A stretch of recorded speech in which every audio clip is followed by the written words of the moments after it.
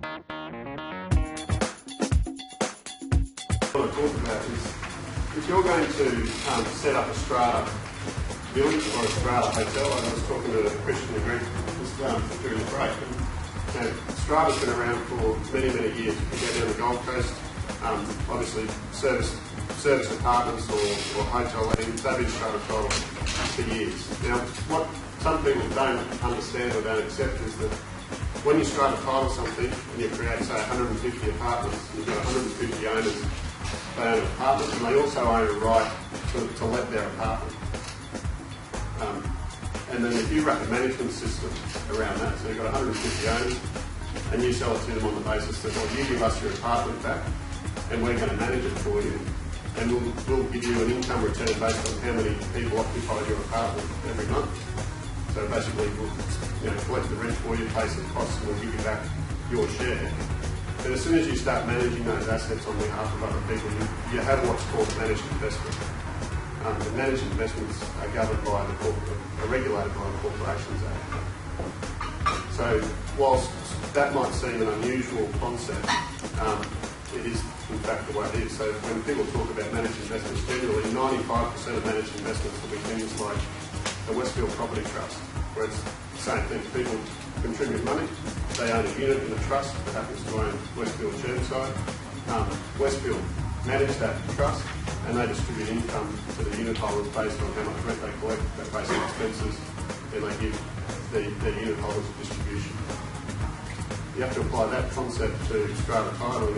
It's essentially the same principle. People are contributing their apartment to someone who manages it for them, collects some rent, pays some expenses, and gives them what's left.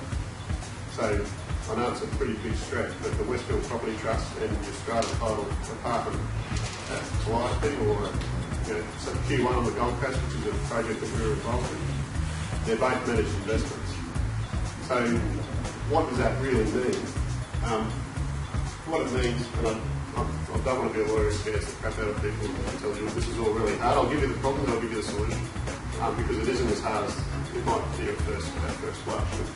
If you're a managed investment, that means that the operator, so that's the village manager, is supposed to have an Australian Financial Services licence.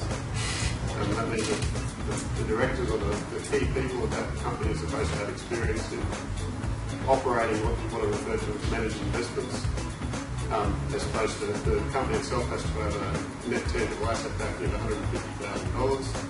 You have to have had experience for the last 3 out of the previous 5 years in operating these types of schemes. So you can do that. If you're trying to build a village, or even if you're trying to do a strata title hotel, trying to fulfill that requirement is going to be quite difficult on its own.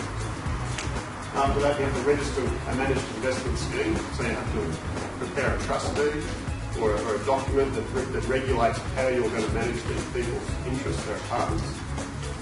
You have to lodge that with the Australian Securities Investments Commission.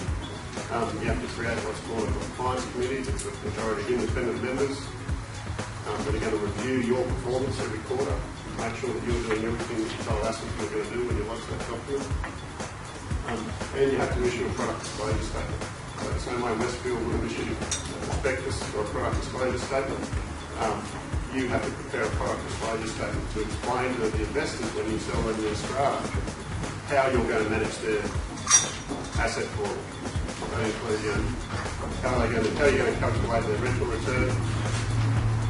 What expenses are you going to deduct before you give them their share? What are the risks that they might face in buying a strata title property in this particular project?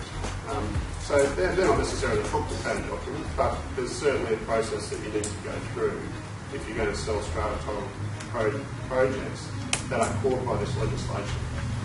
So the last part's in fact the easiest. The product disclosure statement is not difficult at all.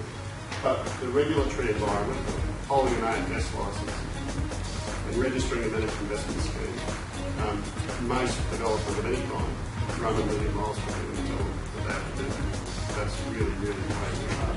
And it is hard, and it's designed to be hard because they're trying to make barriers to entry very high at that Westfield sort of end. Okay, regulatory capital that you need.